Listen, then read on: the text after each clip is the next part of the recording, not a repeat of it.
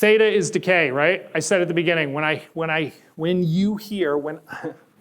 want you to think of when you hear theta is decay. I want you to think about time. Here's the technical definition. Theta is an option value's sensitivity to time. Now again, we're back at theta measuring price of the option, right? Delta measured how much it should change in price. Gamma measured how much the delta should move. Now we're back at price.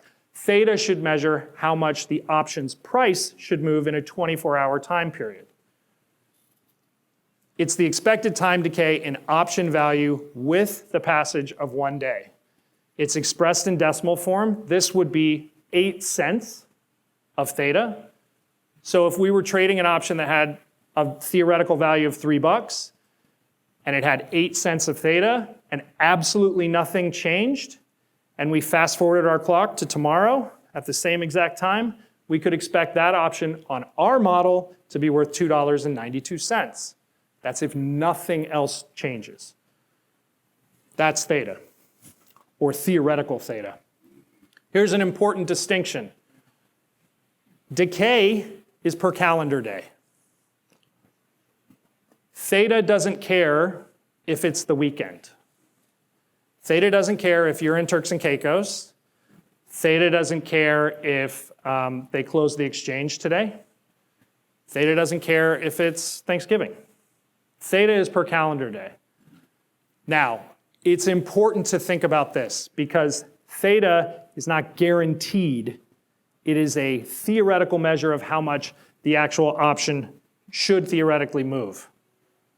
There are lots of different things at work in the actual landscape that can affect change in theta that make it less likely to happen, but this is a measure of theoretical movement. It represents a cash amount per option. So that 8 cents of theta, remember what I said? The option that was worth $3 might be worth $2.92 the next day. That's what I mean when I'm talking about cash per option. And this is all other pricing factors remaining constant.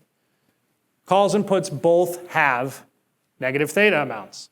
They also both have the same theta amounts if they're on the same strike.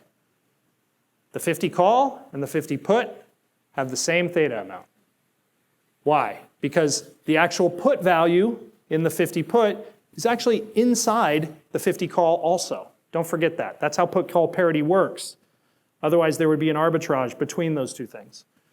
So those two options are actually decaying. As long as they're on the same strike, they're decaying at the same rate. All right, theta through metaphor. Theta is the theoretical decay. I want you to think about it like sand going through an hourglass, right? We have a certain amount of premium that's in an option, and as each day passes, there is less and less and less of that premium in it. Why? Because the premium starts out on the top, which is in the option, and it comes down to the bottom, which is outside of the option.